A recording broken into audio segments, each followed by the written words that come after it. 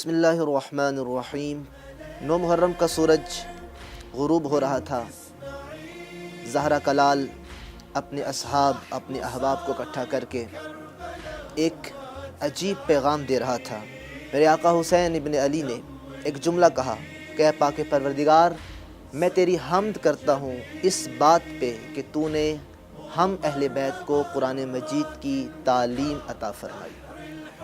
آقا حسین ابن علی کی زندگی کا مطالعہ کیا جائے اور پھر اس کربلا کے ماحول کا مطالعہ کیا جائے تو آقا حسین ابن علی کی زندگی میں پہلو سامنے آتا ہے کہ قرآن مجید سے بہت عشق تھا۔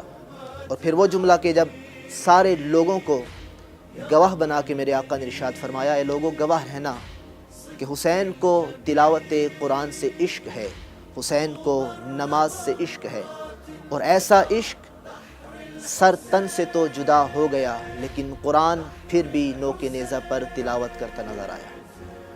میرے آقا نے نوک نیزہ پر تلاوت کلام پاک کر کے دنیا والوں کو پیغام دیا، یاد رکھو جب حسین اپنے بدن سے سر کو جدا ہوتا دیکھ رہا ہے پھر بھی تلاوت کلام پاک نہیں رکی، تو پھر اگر کوئی حسینی بنے اور کوئی یہ دعویٰ کرے کہ میں حسین ابن علی کا پیروکار ہوں، میں حسین کا عاشق ہوں، تو عاشق حسین کا یہ حق بنتا ہے کہ وہ قرآن سے وہی عشق رکھے کہ جو عشق حسین کو قرآن کے ساتھ تھا۔